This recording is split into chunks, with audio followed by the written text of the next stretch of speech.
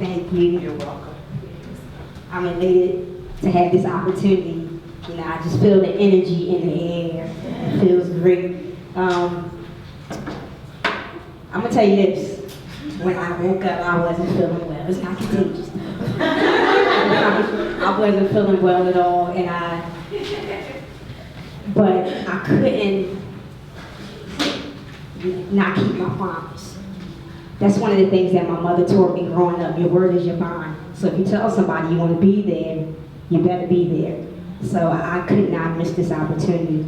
Now, one of the things that I didn't mention in my bio, and I'm gonna tell you this, I'm a former choir director, so you know I like to move around, so you know, I can't be held down by a pulpit. And I also taught high school children for 2 years, and you know, they don't play that type of games, you gotta engage. So if you see me come from behind here, it's just because of my background.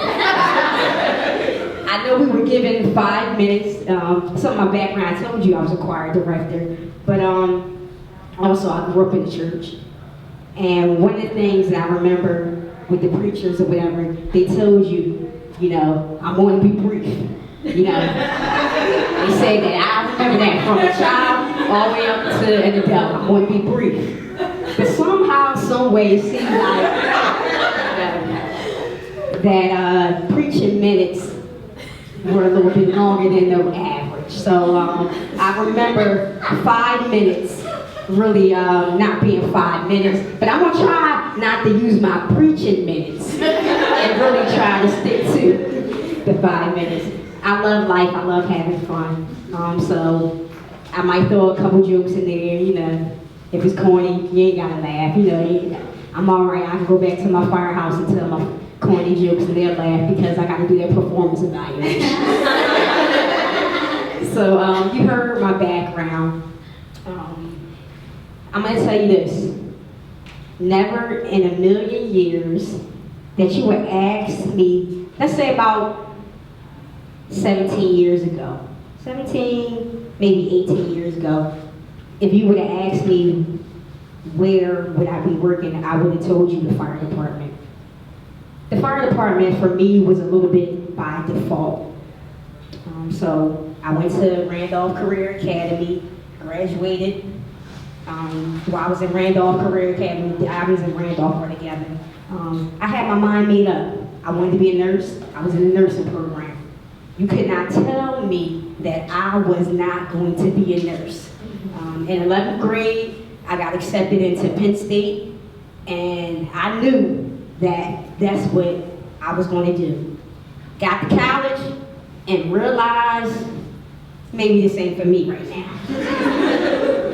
And I was number 4 in my class, you know, but it was different, you know. It was easy in high school competing against my peers. It really was. I'm not saying that I'm the smartest, but I was the one that, you know, saw something. I didn't go home and do too much studying. You know, something was presented to me and I caught on to it. I rarely studied. But when I got to college, reality kicked in. Because just because the professor was up there talking to you, don't mean that's what's going to be on the test. You have to go home and read.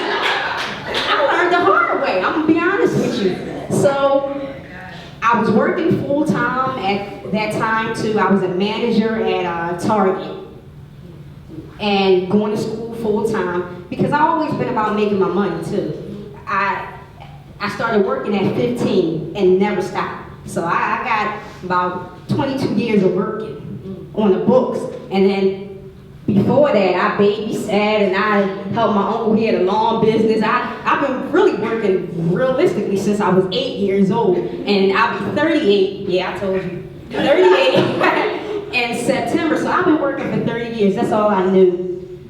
But I had to figure out how I had to balance it. So school, work, it just was not working out for me. But I also had another dream too. I wanted to be in the Army. I don't know where the thought came from. I had multiple men in my family that were in the military, but I don't remember any women in the family being in the military. Maybe one of my cousins, and that was like my 4th cousin. So While I was in college, I realized that I was about to lose my scholarship, so I got to figure out a plan B.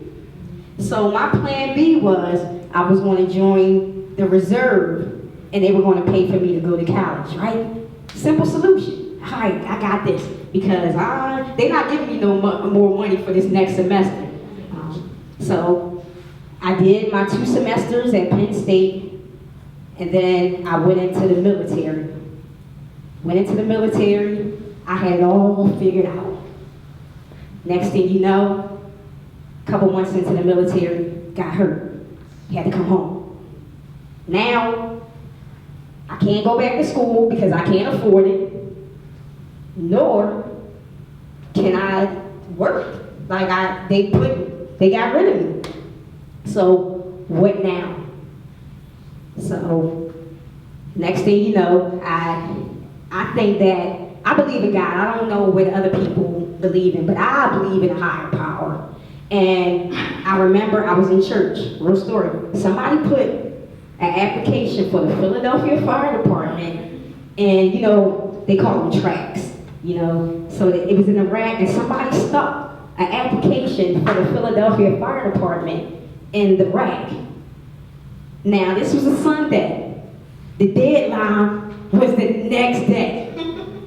I was so scared that, because I had people tell me, all they have to do is postmark it and, you'll be okay. I'm like, no, y'all not getting me like this. No. So I physically took my application down to the municipal building, and that was a month after 9/11. My family was livid. They're like, all those firefighters done died, and in 9/11, you want to do this already? God spared you from the military, because my unit in the military actually was one of the first ones to go to war after 9/11. So they like, God spared you, and you going to do something else dangerous? Like, yes, because I didn't have a job, I couldn't go back to school, and I told you I was about making my money. So the starting salary at the time was $33,861. Yep, I still remember. And all you needed was a high school diploma and a driver's license and be drug-free. I fit the criteria. So, I put in for some other jobs too along the way, and they called me. But I'm like, I don't think I want to do that. Post office being one of them, because I knew people that worked for the post office, and they were miserable. And then I was going to go to the Air Force because they was going to accept me with my disability, and I had it all planned out. So fast forward, it took about 2 years to come on to the fire department. Now, like I said again, I believe in God. So the city claimed that they were trying to reach out to me for however many months, weeks, or whatever. I lived with my parents all my life. Never changed my phone number, but somehow they couldn't get in contact with me. It was an organization by the name of Club Values. They're the African American Firefighters and Paramedics Association, and now we have EMTs. What they did was, every African American that the city said they couldn't get in contact with, they knocked on their doors. My door was one of the doors that they knocked on. I was at work. My mom called me, said, this man in uniform, he said, here. He left his card. Now this was a Friday night. He said that you have to be to the administration building, 240 Spring Garden, on Monday at 8 o'clock.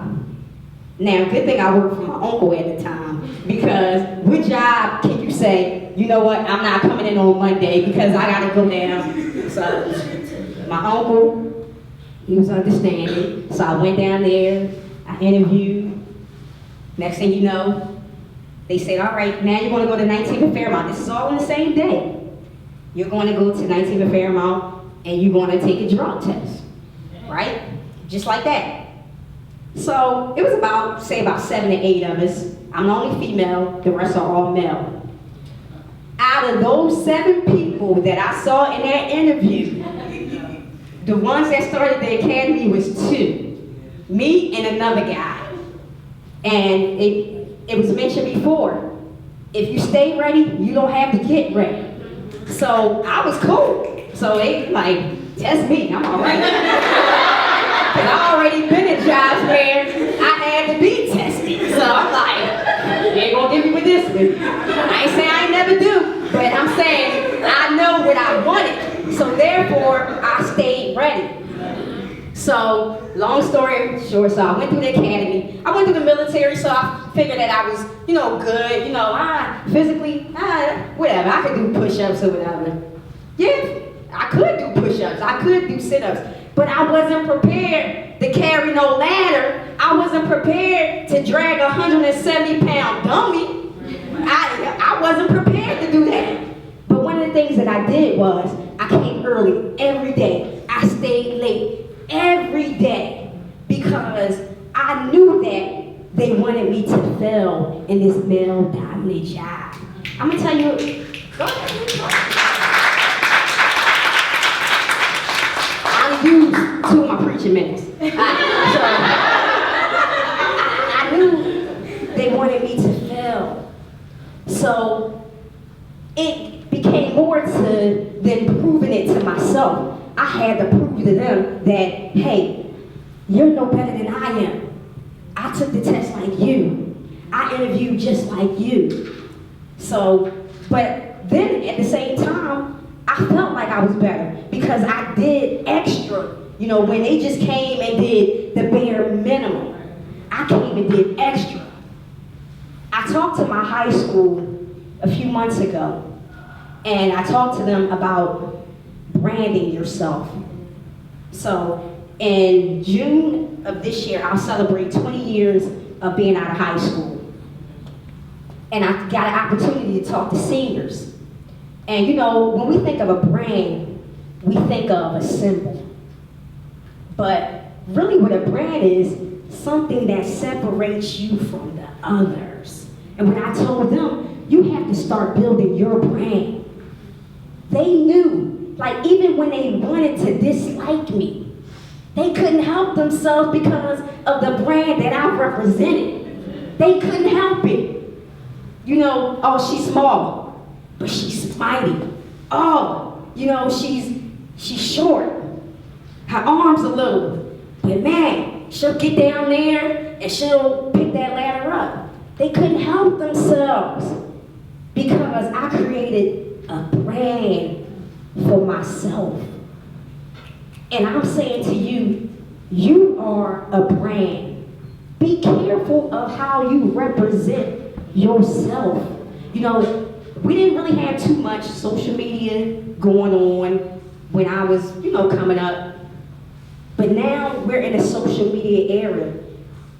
Be mindful of what you put on social media. Do you realize that what you put on there yesterday may haunt you tomorrow? Because a lot of jobs now, especially in public safety, they're looking at your social media pages to see what type of character. They used to just knock on your neighbor's door and say, what type of person you are? Do you know little Bobby? Do you know little Susie? No, now you're doing the work for them because you're putting it all on social media.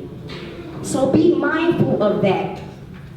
So, let me get back. I would say, I got one more preaching in there. So, be mindful of that. And I always try to carry myself like the position that I wanted and not the position that I held.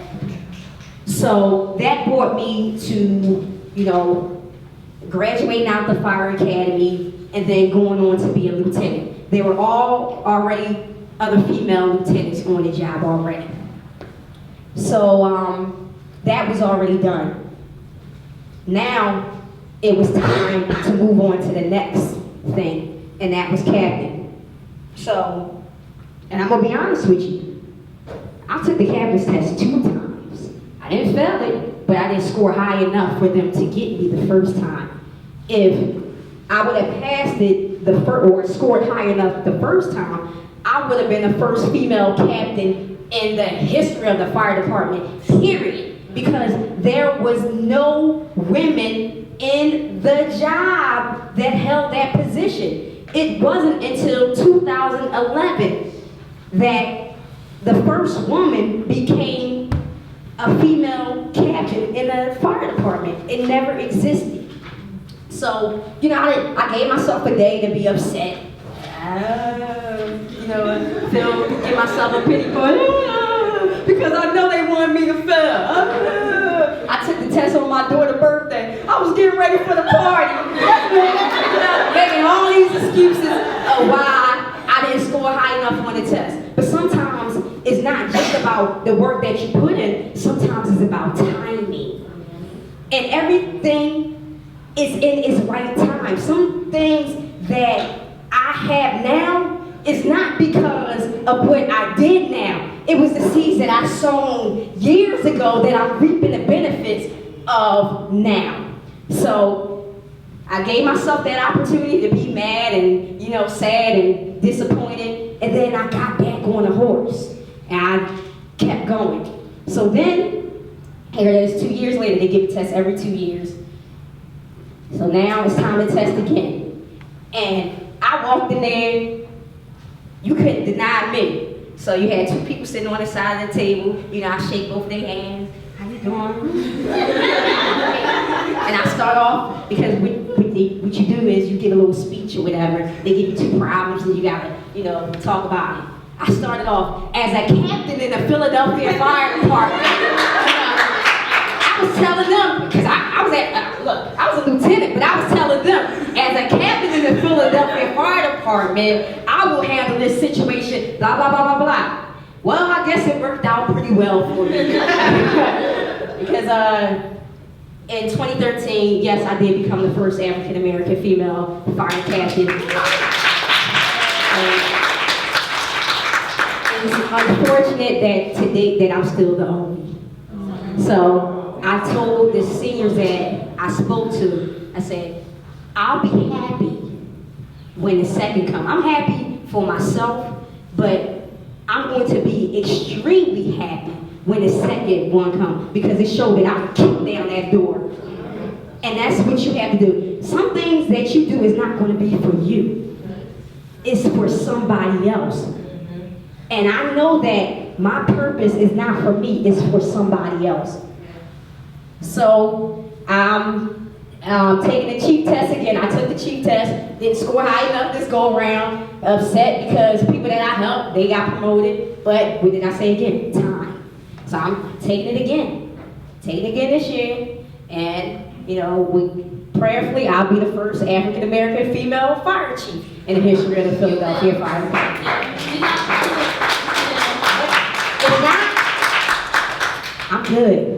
The fire department pays me well. As a captain, I'll get plenty of overtime. As a chief, I don't get that. So please stay encouraged. I don't have any cards with me, but I will leave my information. If you need anything, the fire department will be hiring soon. But even if you don't want to join the fire department and you just want to talk to somebody, it's okay. We need each other. So if you need to talk or whatever, send me a message or whatever, and you just need a word of encouragement, hey, I'm extending myself to you. Thank you for your time.